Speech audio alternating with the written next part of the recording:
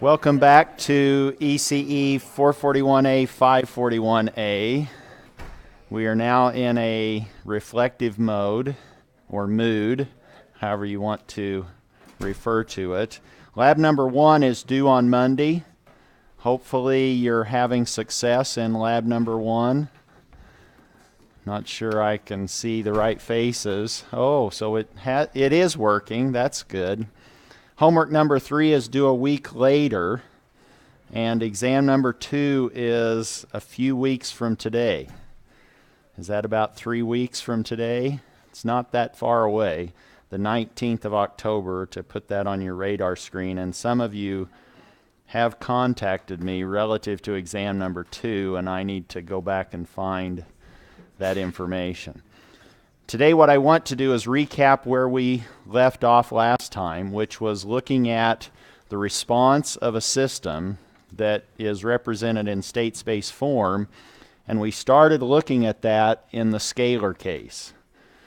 Today what I want to do is, after just presenting that or recapping that, move into the vector case, and it really looks like all you've done is hit the shift key on your system matrices, the A, B, C, and D.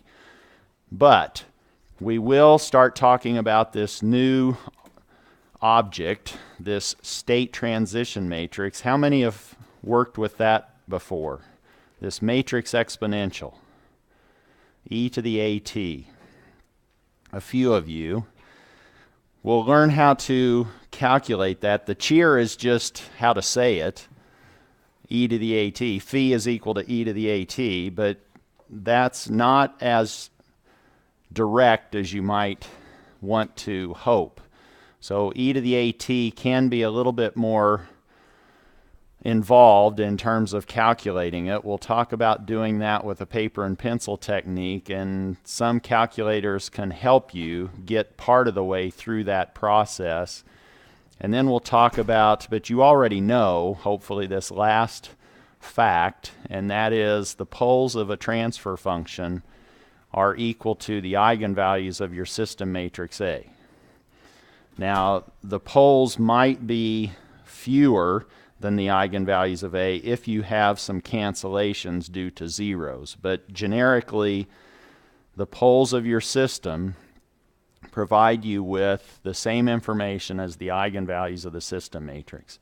And if you want to know how your system is going to behave as a function of time, just by itself, if you walked up and kicked it, you would look at the eigenvalues of this A matrix. That gives you the modes that are involved in the natural response or in the initial condition response of a system. And so if you were taking a math class and wondered, why are we learning about eigenvalues, that's actually very helpful in system dynamics, knowing where those eigenvalues are located. Let's then pick up where we left off with looking at a state space representation in a scalar form, and I'm leaving off the direct feed-through term, the D, in the output equation, which could be inserted plus d u of t, but now we have x prime, that's just a scalar. You could call it a matrix, x. It's a matrix that's 1 by 1. So it's kind of a benign matrix, but now you have the time rate of change of x is equal to a, x of t plus b u of t, y is equal to cx. And if that looks a little abstract to you, simply draw a low-pass filter, sketch a first-order RC circuit, and put it in this form. And you'll see what the A matrix is, the B matrix is, the C matrix, or in this case, what the scalars are for A, B, and C. With the scalar case, it's a straightforward Laplace transform of the dynamical equation, where now I want to go ahead and incorporate or keep track of the initial condition. That's this little x at time 0 minus. When we Laplace transform a derivative, we have two pieces that are present. We have s times the Laplace transform of the variable. That's little s, capital X of s, minus x of 0 minus, and that's time t equals 0 minus. If you had 0 initial conditions, that term would not be around. But then we Laplace transform the right-hand side, and all we have really are Laplace of x of t and Laplace of u of t, and those come through directly as just capital X of s and capital U of s.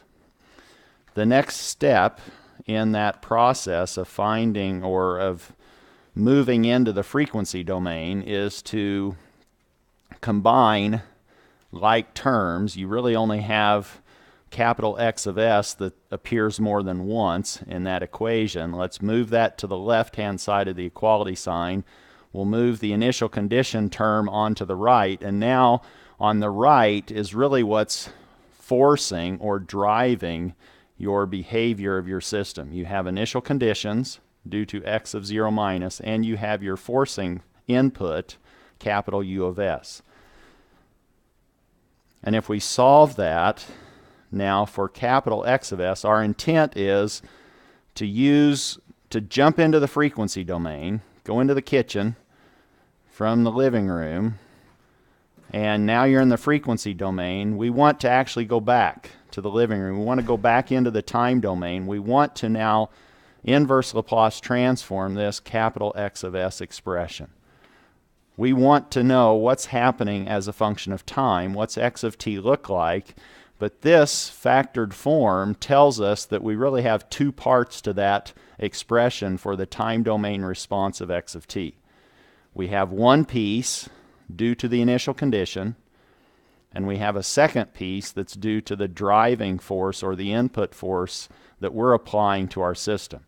If we do not apply an input, the second piece is gone. If we do not have an initial condition, the first piece is gone. But we can have both pieces contributing to this time domain expression for little x of t. And you can see in both pieces you have a consistent or a common term. If we inverse Laplace transform the right-hand side, and if we do the second part, if we factor that into two pieces, you can see that 1 over s minus a is common to both terms on the right-hand side. And you know how to inverse Laplace transform 1 over s minus a. And if you forgot, simply work through some examples that you've seen. 1 over s plus 2. Oh, that's e to the minus 2t.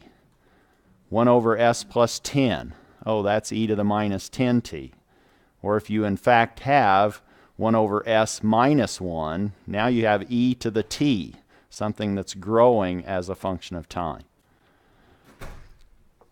Knowing this relationship is helpful, and that e to the at, hopefully no one's hungry, they've had their breakfast. That's starting to look like eat to me, but anyway. E to the at, that at is an exponent. That's the state transition matrix. That tells us how the system naturally wants to behave if you excite it with initial conditions. If you now had 1 over s plus 2, you have a natural characteristic of e to the minus 2t that your system wants to respond with. Using that led immediately to these two pieces in our time domain expression for x of t. We have the initial condition term, e to the at times x of 0 minus, and we have this convolution integral. We're convolving whatever it is that we're applying to the system, whatever that u is, with this decaying exponential. And now you can go back to your convolution class and say, what happens when we convolve two time domain waveforms? That's really all you're having here. If you now combine this e to the at, which in the convolution integral has to be flipped and slid, e to the a t minus tau, we're combining that decaying exponential, let's say, with maybe a constant. And what does that look like when it's pushed through this convolution integral? This now gives us an expression, but it maybe also gives us some insight into what's happening relative to our system dynamics and behavior. This tells us now how the state, and that could be a capacitor voltage, how that capacitor voltage is evolving in time due to an initial voltage on that capacitor and an applied input u of t. That's what this is telling us. Don't let it intimidate you by its structure. The structure is actually quite helpful.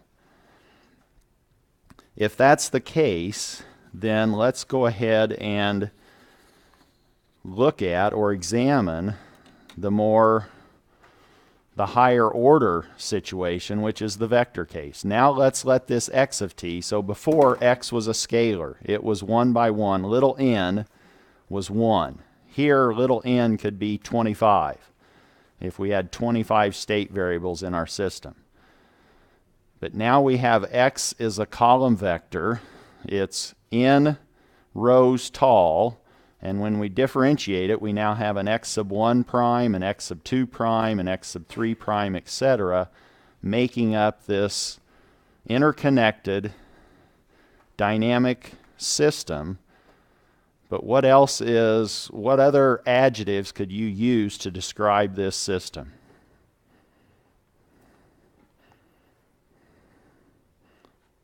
Besides that it's dynamic. We have a time rate of change because of that x. Each of these state variable components, we know how it evolves in time because we have an equation on the right-hand side that tells us how this system is changing relative to time. The time rate of change of each state variable, that's x prime. But what can we say about the right-hand side of these two equations, our dynamic equation and our output equation? What other adjectives can be used to describe that right-hand side?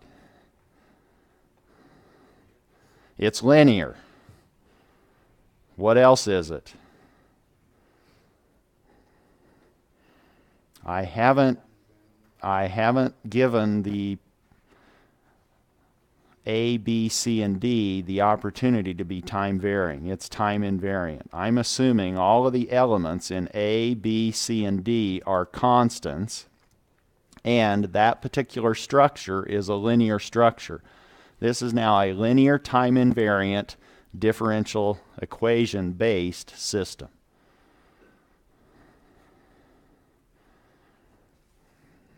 A, B, C, and D are constant. I don't know why I left D out, but D is also constant in this representation. Let's now go through the same steps that we just recalled in the scalar case. We now want to go into the frequency domain. We want to Laplace transform this set of equations. We have an output equation which is all linear, it's not dynamic at all, and we have our dynamic equation. What happens when we Laplace transform a vector that's been differentiated?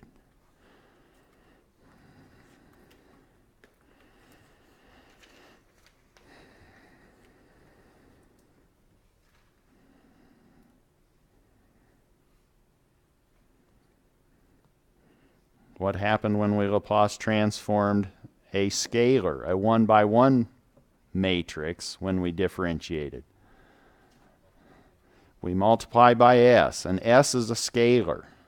So in this case, we simply have s times capital X of s, and we can't forget, let's go ahead and for now keep track of the initial condition, and that's now a vector of initial conditions.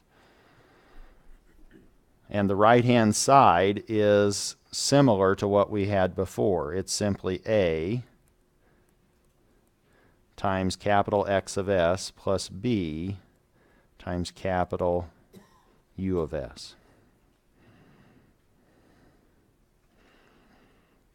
And what happens if I Laplace transform the output equation?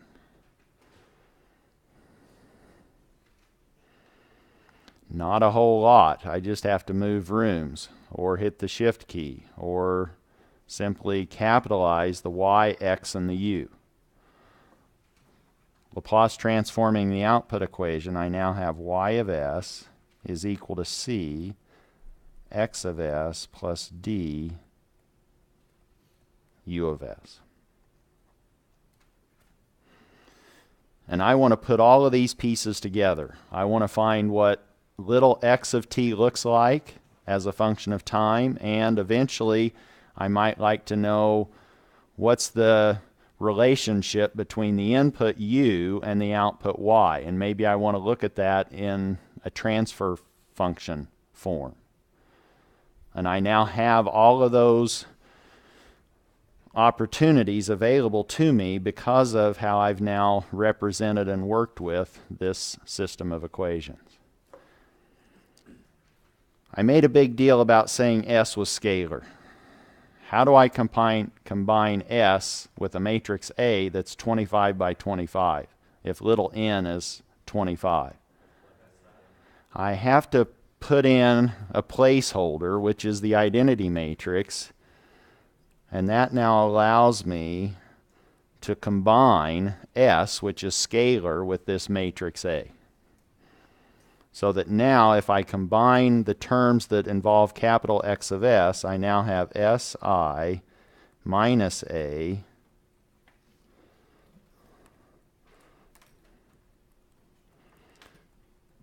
times capital X of S. X of 0 minus, I'm going to add to both sides, plus B U of S. And now that makes sense. Si minus A I can do. I now have a variable for S, and A might be populated with numerical values. I can invert that matrix, multiply every term by, on the left, Si minus A inverse, and isolate capital X of S. This now allows me to say capital X of S is equal to Si minus A inverse, and I have to keep track of the ordering of these terms because I'm now dealing with matrices. So I now have Si minus A inverse times X of 0 minus plus Si minus A inverse B U of S.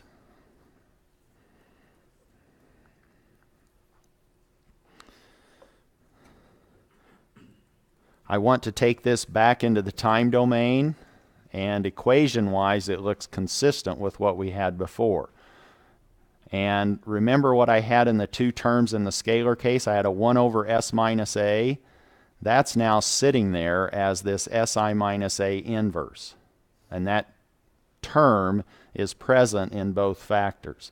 And that expression also gives rise to a matrix exponential. I now have e to the capital AT, x of 0 minus, plus a convolution integral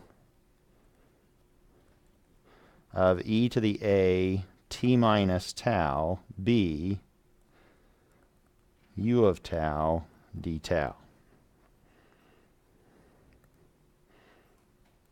That matrix exponential e to the at, which is appearing in both terms, is the state transition matrix.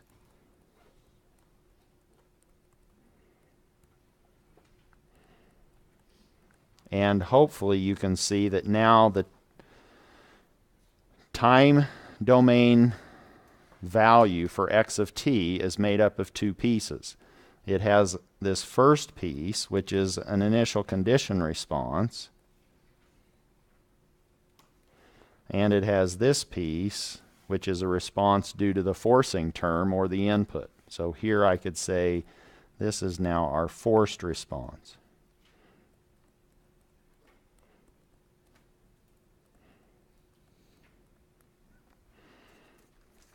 That's now a nice, clean way of expressing the time domain behavior of our state vector, little x of t.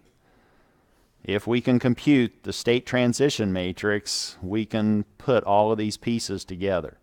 And shortly, we'll look at how do we compute that matrix exponential.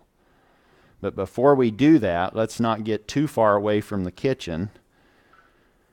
The frequency domain, which is now these Laplace transformed quantities. Now that we have those, let's go ahead and rederive, if we haven't already derived it, cheer 1, which is how do we find the transfer function between u and the output y based on this information.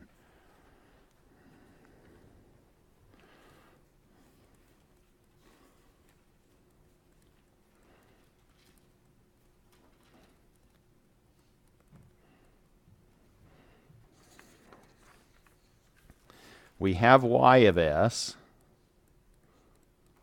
That was c x of s plus d u of s.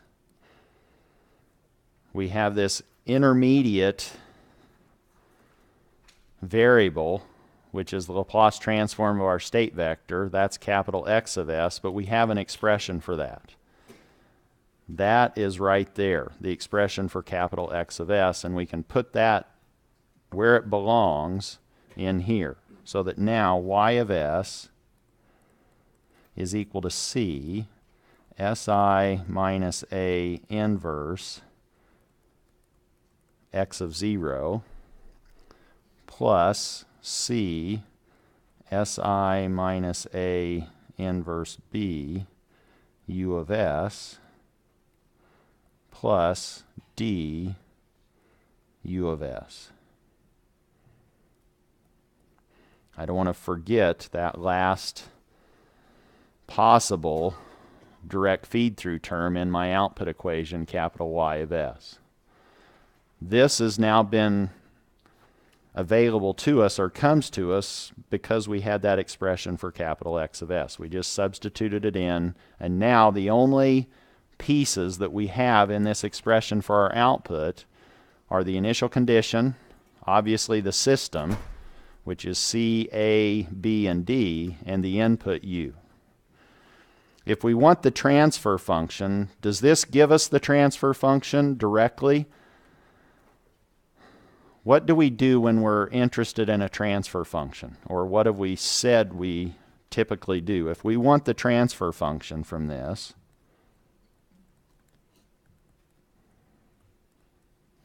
this gives us a relationship between the input and the output, but there's one piece in there that's kind of messing things up.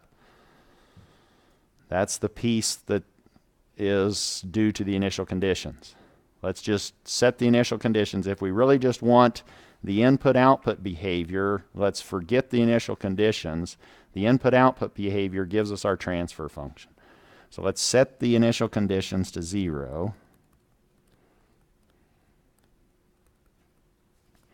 And now we have what we need. Now we can see that capital Y of s is made up of C, Si minus A inverse B, plus D, and all of that is what the input operates on. This is now our transfer function, G of s, of a system that is expressed in terms of state variable, or I'm sorry, system matrices,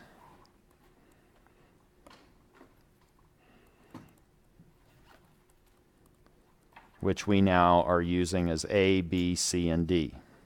And I think this was, we have to have a cheer, it's a Friday. I think this was our first cheer 1 in the class.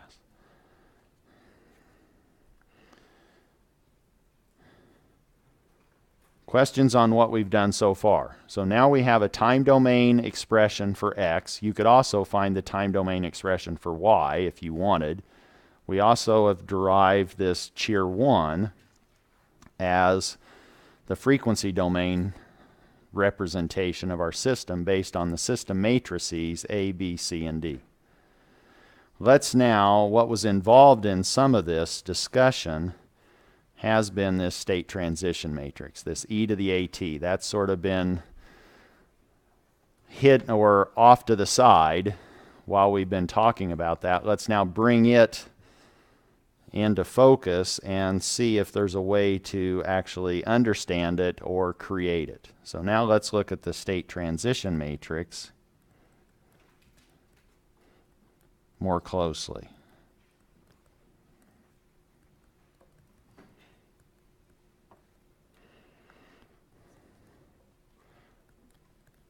Let me just rewrite this equation for the output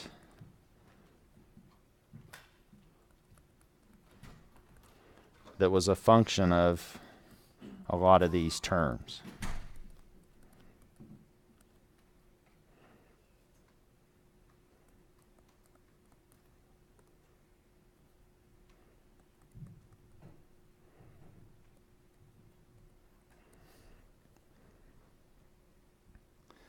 If we could now understand what this looks like in the time domain, that would give us, I think, some good insight into what's going on. So what does SI minus A quantity inverse look like in the time domain? That's what we're after now. But if you took this into the time domain, you would see that this SI minus A inverse is what we were calling e to the AT. And that's present due in our initial condition term and in our convolution integral. The only term of this output equation that doesn't contain this state transition matrix is the direct feed through. That's why it's called a direct feed through. If you put in a U, if you have a direct feed through term D, do you see that it immediately gets into the output? There's no dynamics between that piece of the system behavior between the input and the output. D, it goes direct into the output. Let's now look at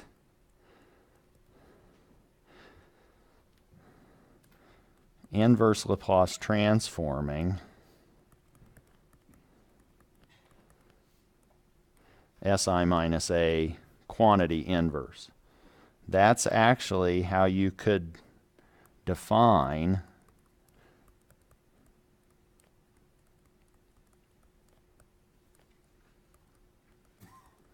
the state transition matrix, which is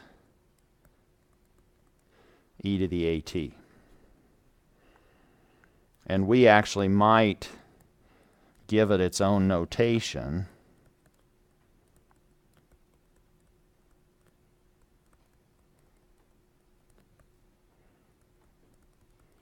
And call it a new variable, capital phi.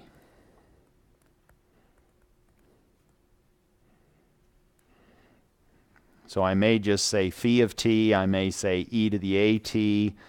If I say them in concert, that will be our third cheer. Phi is equal to e to the AT.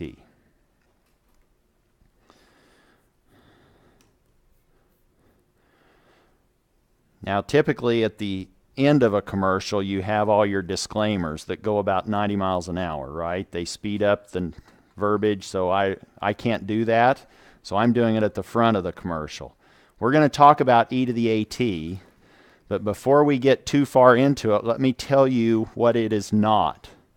E to the AT is not the following.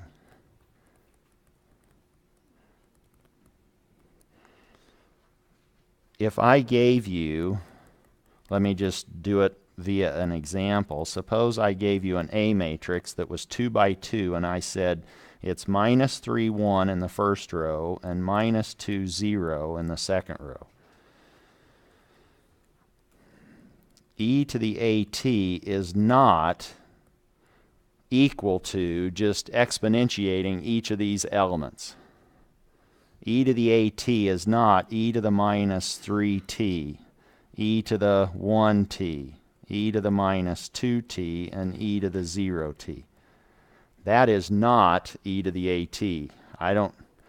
Should I make it even more clear? Don't do that on the exam.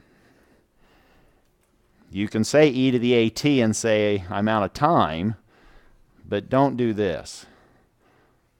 Don't exponentiate the individual elements. That might cost you more points than the problem is worth after today's class. Now, we could go into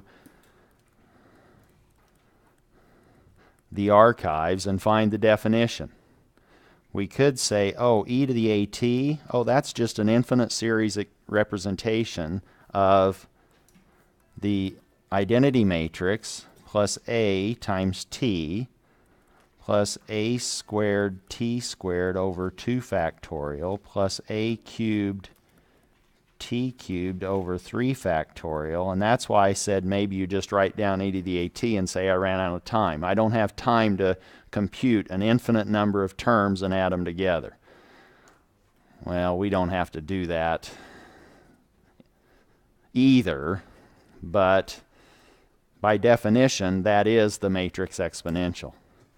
And there are numerical ways. If you have a fixed t value, you don't have to keep taking a to a higher and higher power. That's actually a very numerically ill-conditioned operation to perform. So there are other ways to do this if you're doing it numerically. Let's look at what we could do with paper and pencil or by hand. This is what you should be able to do on the exam or on the final.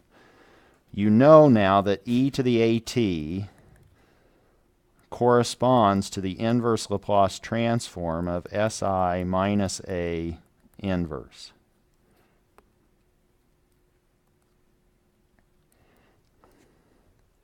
So we should be able to compute the right-hand side. You know how to invert a matrix. S is just a variable. It'll get sprinkled around all of this matrix manipulation when we perform the inverse. But then, once you have this matrix, this 25 by 25 matrix that has S's all over it, you look at each one of those elements in the 25 by 25 and inverse Laplace transform each of those elements. So if it was 10 by 10, you would just have to do 100 inverse Laplace transforms. Piece of cake. Or, whoa, I was in a reflective mode too, and it's jumping around on me. I'm not. So phi of t, we've now said, is e to the AT, and that's this inverse Laplace transform of SI minus A inverse as a quantity. You might see somebody saying, I want the Laplace transform of phi of t. I want capital phi of S. That's now the Laplace transform of phi of t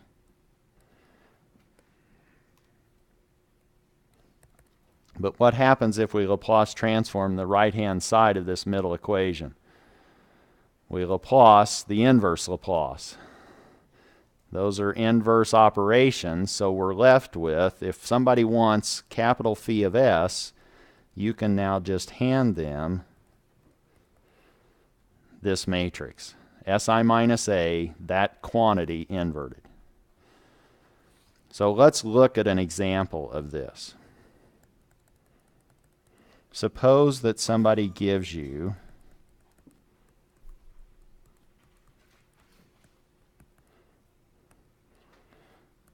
a 2 by 2 system, and it's now minus 3, 1, minus 2, 0 times the state vector x plus, let's say the input is 2 minus 1 u of t.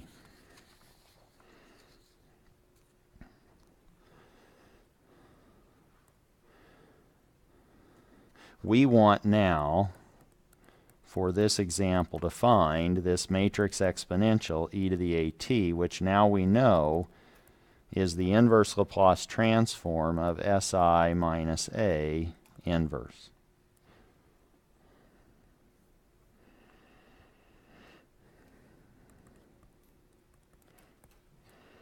So that now, as a matrix, SI is just S times the identity matrix, where the identity matrix is the same dimensionally as the A matrix.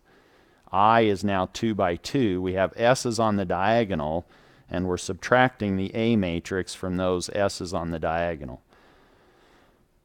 What we're doing then is we're trying to find the inverse Laplace transform of this matrix, S plus 3, minus 1, 2, and S inverted. Is everybody okay with where that came from? That's just SI minus A.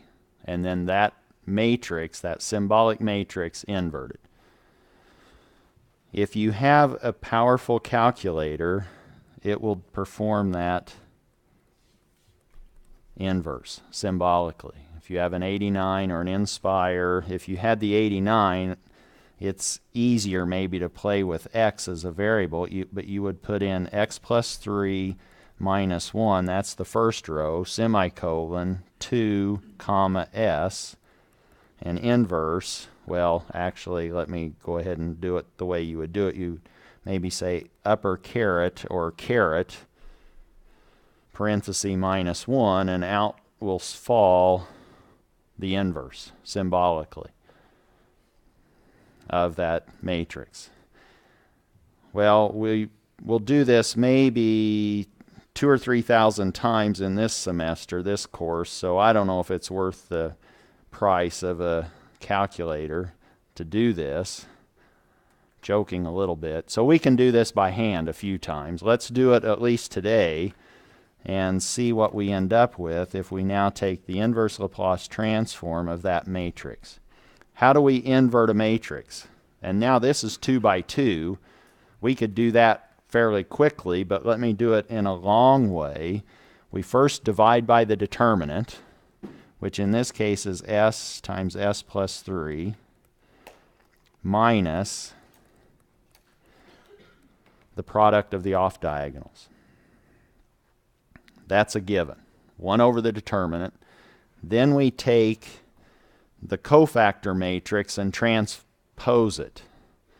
The cofactor matrix is what's left when we eliminate, let's say we want the 1, 1 cofactor entry. We remove the first row, we remove the second or the first column, and we take the determinant of what's left over.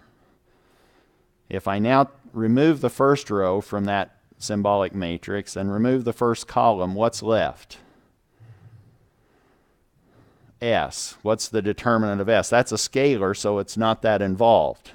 We then take S and operate it with this minus 1 of 1 plus 1, because that was the first row, first column entry.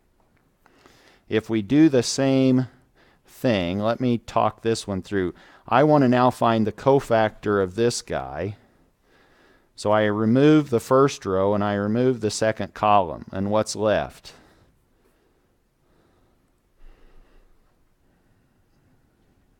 Two, and I need to take the determinant of that. Well, the determinant of a scalar is just the scalar. And I multiply it by 1 plus 2. This now I have to transpose that mess when I finally find all of these cofactors. What if I was interested in the cofactor of this guy? I remove its row and I remove its column. And what's left is simply the factor S plus 3. But I need to weight that by minus 1 to the 2 plus 2 power.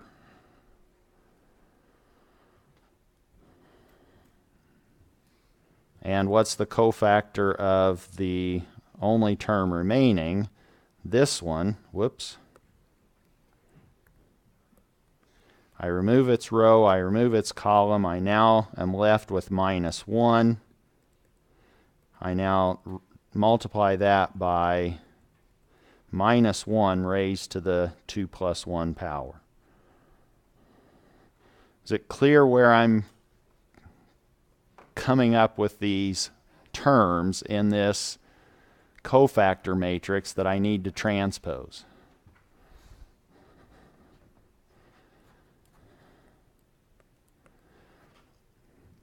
And luckily it's not that difficult to find or to evaluate all of these. It's -1 raised to an odd or an even power. I don't have my glasses on, but I think there might be a question somewhere in one of the corners of the room. Yes? Aren't you only supposed to, I'm just remembering from a 2x2, but aren't you supposed to only swap like one diagonal? So now the question was, I thought for a 2x2 it was a lot simpler than what you just presented, Dr. Tharp. The answer is yes, and if you just are patient, you'll see that your formula or your strategy falls out of this complicated discussion. But I was trying to do this so that on the final, when I give you a 4x4 that I ask you to invert, you know the strategy. You remove one of the rows that it's in, you remove the column that it's in, and then you find the determinant of all of the submatrix that's left. In this case, the submatrix was always a scalar. But if you had a bigger matrix that was 3x3 or 4x4, now you have a 2x2 submatrix or a 3x3 submatrix that you have to form the determinant of, and that goes into that particular entry scaled by -1 raised to the 1 plus 3 power, for example, if we were looking for the cofactor of the 1, 3 entry in that matrix. So let's get to the answer in the back of the book, which was the question, why are we doing all of this? But if we now look at what happens, hopefully we'll be consistent with what your memory seemed to suggest. So now let me just keep this the same, almost. So now we have 1 over, well, let me clean it up a little bit to give us room. So this is now 1 over s squared plus 3s plus 2. And now what's in the 1, 1 entry?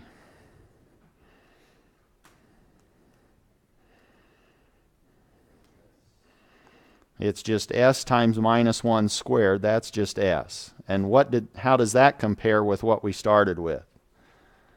That's one of the terms we're interchanging. We're interchanging the diagonal entries. So that 2, 2 pops up to the 1, 1 spot when we finally get to the inverse.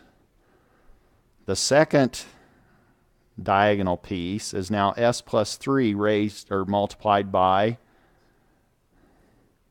-1 to what power?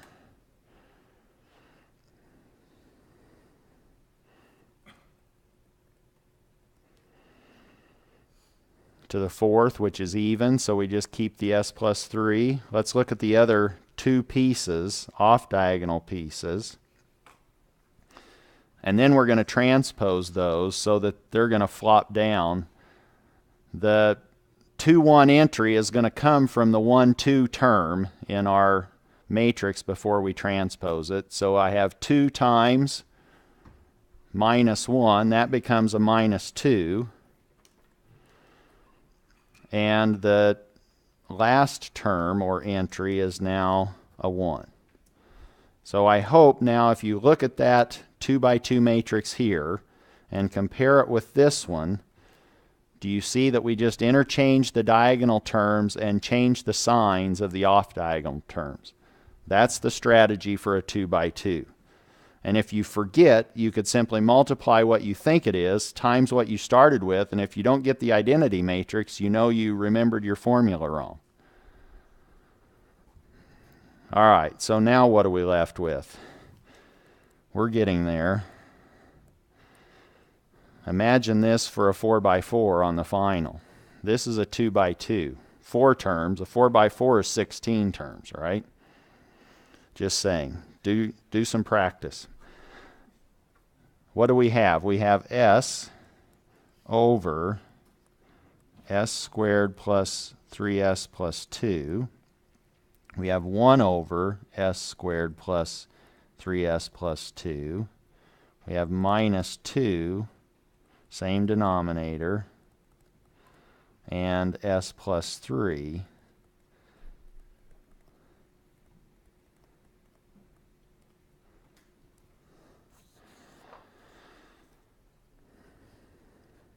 And now if you put this will result from your calculator. Now you can say expand, and it will do the partial fraction expansion of that, which if you do that, you will end up with, we want to now inverse Laplace transform.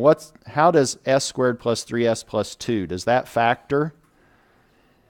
S plus 1 and s plus 2. So our eigenvalues of the A matrix, even though you maybe didn't see it here, were minus 1 and minus 2. They're not evident from the A matrix directly.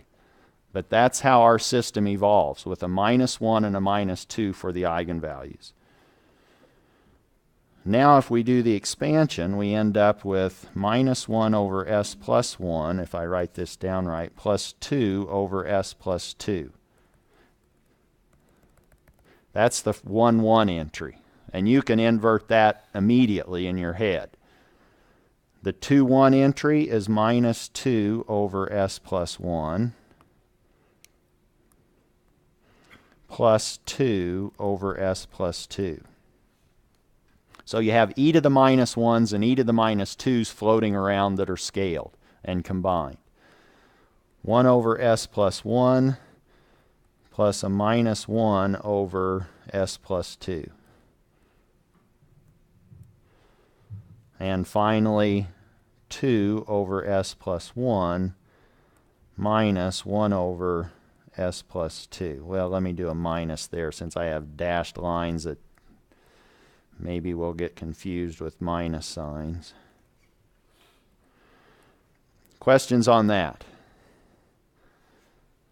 Now we have our answer. E to the AT is equal to,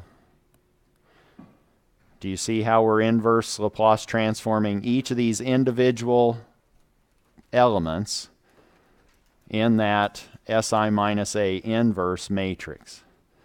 We have a minus e to the minus t plus 2 e to the minus 2t. That's our first term. 2, 1 term is now minus 2 e to the minus t plus 2 e to the minus 2t. E to the minus t minus e to the minus 2t. And finally, 2 e to the minus t minus e to the minus 2t. And you know what these decaying exponentials look like. You now just add them according to how the coefficients are introduced, and that's now your response. And it makes a little bit more sense if you say, what happens if I walked up and kicked the system, or what if I applied a particular initial condition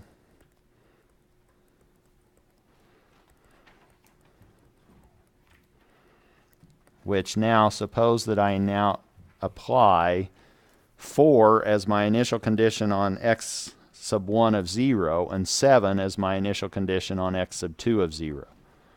If we just wanted the initial condition response, we would take that 4, 7 and post-multiply it by this e to the AT. And that gives us x1 of t and x2 of t. And what's that going to involve? It's just going to involve combinations of e to the minus t and e to the minus 2t. And you know what that looks like. So this system, when you just energize it and don't apply any more input, it evolves as e to the minus t and e to the minus 2t. That's what the state transition matrix is telling us. How does this system kind of just respond? Kind of not that exciting. But it is quite exciting. Now you know how to do e to the AT. You have all weekend to work on that 25 by 25 matrix, and we'll pick up somewhere close to there next time.